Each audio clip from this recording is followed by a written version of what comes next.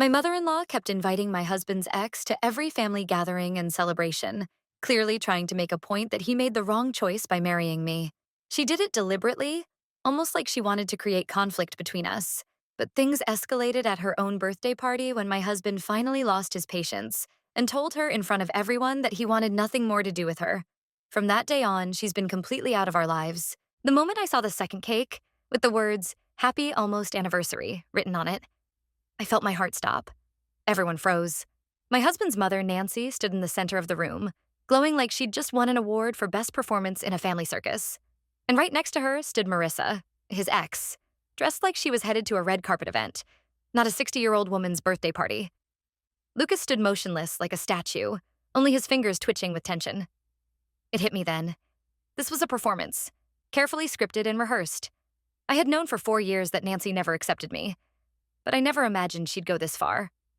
Lucas is 30. We've been married for 2 years. I'm Hannah, 28, and until that night, I thought my biggest problem was Nancy's passive-aggressive remarks. But this evening changed everything. When Marissa pulled a ring from her purse and held it up, reminding everyone that 10 years ago Lucas had given it to her as a promise ring, I looked at his face. He was pale.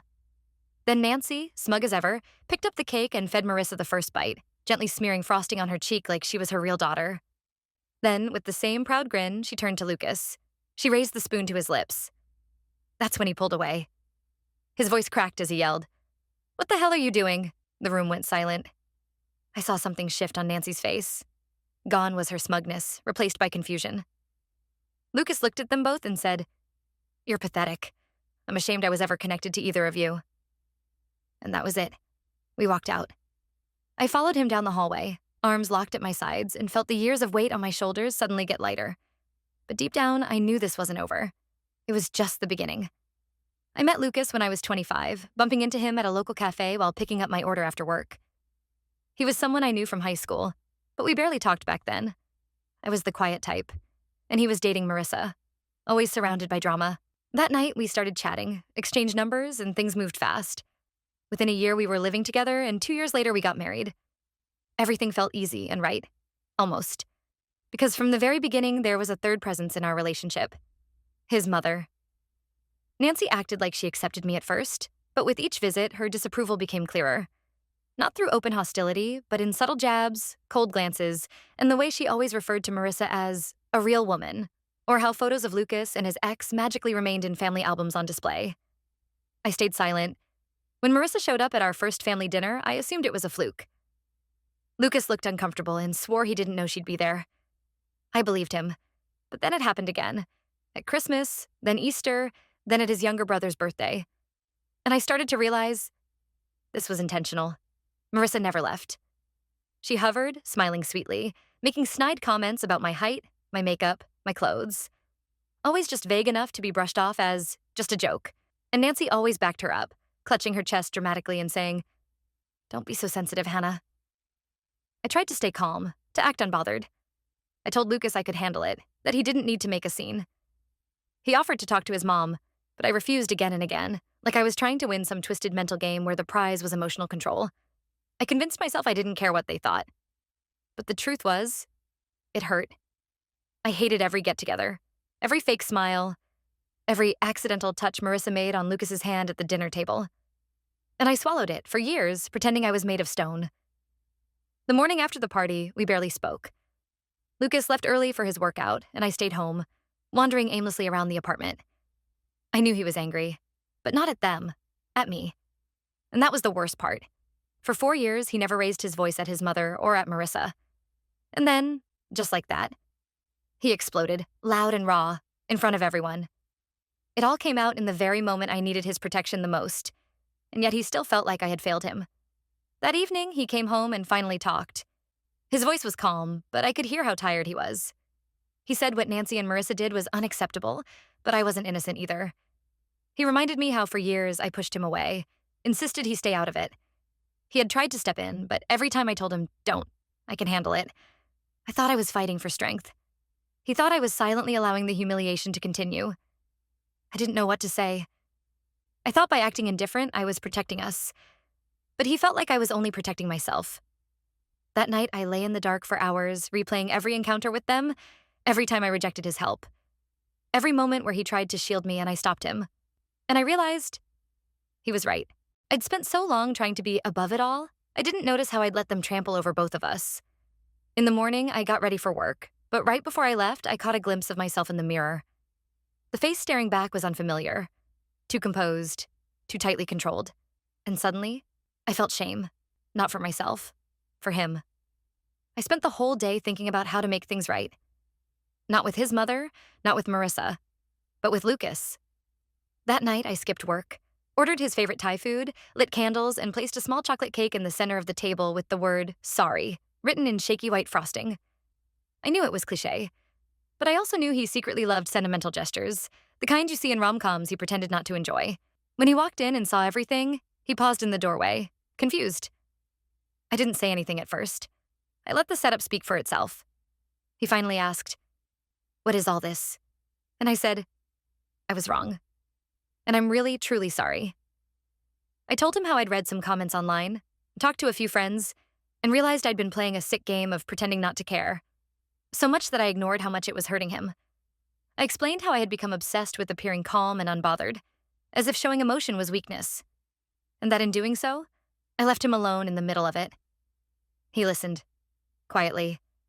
And then, like a weight lifting, he said, "I forgive you." I broke down crying right then and there. Not because I was relieved, but because for the first time I stopped pretending. We sat and ate, and later we talked. Really talked. About how he'd felt sidelined, how I'd felt pressured to be emotionless, and about how much damage silence had done to both of us. That night we promised. No more games. No more letting anyone control our peace. Not his mother, not his ex. No one. For the first time in years, we felt like a team again. The next morning, we both deleted Nancy and Marissa from every social media account we had. Lucas also called his father to let him know he was cutting ties with his mother for good. His dad, predictably, said he didn't want to get involved. It hurt Lucas, I could see it. But he didn't argue. He just nodded silently and hung up. We spent the next couple of days wrapped in an unfamiliar but welcome quiet. No guilt-tripping texts, no fake apologies, no news about upcoming family events we were expected to attend. For once, it was just us. I finally began to believe we were moving past it. Then, 2 days later, Lucas got a call from his uncle. Supposedly, Nancy had fallen down the stairs and broken her leg. Lucas didn't even hesitate. Despite everything, he grabbed his keys and headed straight to the hospital. I couldn't let him go alone, so I followed. When we pulled into the hospital parking lot, I immediately knew something was wrong. Nancy was standing there, perfectly fine. No crutches, no cast, just that same smug expression she always wore. Marissa stood beside her, holding 2 coffees. My stomach twisted. It wasn't an accident. It was an ambush. They wanted to corner him because he blocked them everywhere. They didn't even bother acknowledging me. To them, I was just a background object. Nancy started rambling about how the party was just a joke, that everyone misunderstood, that we were being too sensitive. Marissa chimed in, trying to paint herself as the victim. Lucas let them speak for about a minute before he cut them off, loudly. "You two are dead to me," he said, voice shaking but strong. Then he grabbed my hand, turned, and we walked away without looking back. I could hear Nancy screaming behind us, but I didn't care. Lucas didn't flinch. For the first time in years, he chose himself. And he chose me. A few days later, when I thought the worst was behind us, it happened. I was heading to my favorite coffee shop, the one I went to every Thursday after work, just a small ritual to treat myself before the weekend. I pushed open the door, and before I could even step fully inside, I saw them, Nancy and Marissa, standing near the counter waiting for me. I barely had time to process it when Marissa suddenly threw her coffee right into my face. The hot liquid splashed over my skin, staining my blouse and burning my eyes. Before I could react, Nancy followed by smearing whipped cream from her drink into my hair, laughing like it was some childish prank. I froze. For a moment, I just stood there, too shocked to move. It wasn't until one of the baristas rushed over to help that I snapped back to reality. They quickly pulled me aside, gave me napkins, tried to wipe the sticky mess off my clothes and hair. A few other customers gathered around asking if I was okay. Someone suggested calling the police, and without thinking, I nodded. When the officers arrived, Nancy and Marissa were still there, smirking like it was all some big joke. I filed a report. Unfortunately, they only got a minor fine. It was considered a petty assault since there were no serious injuries. But it was enough to put an official mark on their records. That mattered. It felt small, but it was something. I went home that night sticky, exhausted, and humiliated. but strangely relieved too. Lucas was furious when he heard what happened. He wanted to post everything online, expose them publicly, but I stopped him. I told him I didn't want to give them any more space in our lives. What I wanted was peace, even if they never faced the consequences they deserved. Quiet strength was what I chose. And this time, it wasn't about pretending. It was real. The next morning, Lucas made a decision I didn't even have to ask for. He blocked the rest of his family. The ones who still sided with Nancy, the ones who stayed silent, the ones who pretended nothing had happened. He didn't announce it, didn't make a scene. He just quietly erased them from his life. Watching him do it felt bittersweet. These people had been part of his world for decades. But they never chose him when it mattered.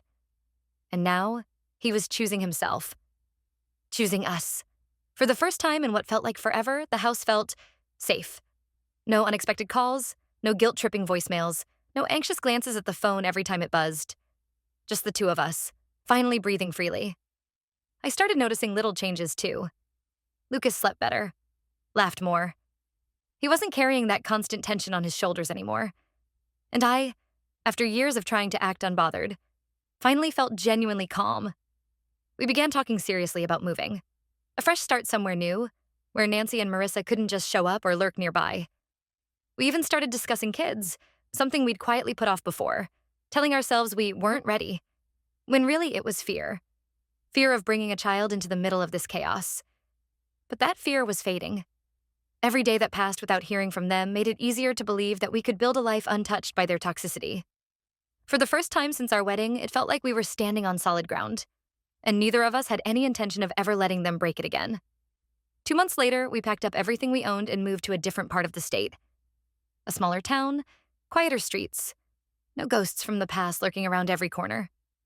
The day we turned the key in the door of our new house, I felt something lift off my chest, like I could finally breathe without looking over my shoulder. We changed our phone numbers. We kept our new address private. It wasn't about running away. It was about building something that was finally ours. No more surprise coffee shop attacks. No more ambushes at hospitals. No more fake family obligations. Just peace. We talked about starting a family again, and this time it wasn't a scary idea. It was exciting. Knowing that our kids would grow up without that toxic shadow hanging over them felt like winning a battle. We had been fighting for years. Sometimes I thought about Nancy and Marissa, how they might twist the story in their heads, how they might convince themselves they were the real victims. But honestly, I didn't care anymore. They could stay trapped in their lies. We had chosen freedom. Lucas once said to me during one of those long, quiet nights after the move, "You saved us, you know." I wanted to argue, to remind him that I made mistakes too. But instead, I just nodded and let myself believe it for once. Because maybe saving ourselves wasn't about never messing up. Maybe it was about recognizing when enough was enough, and finally walking away for good.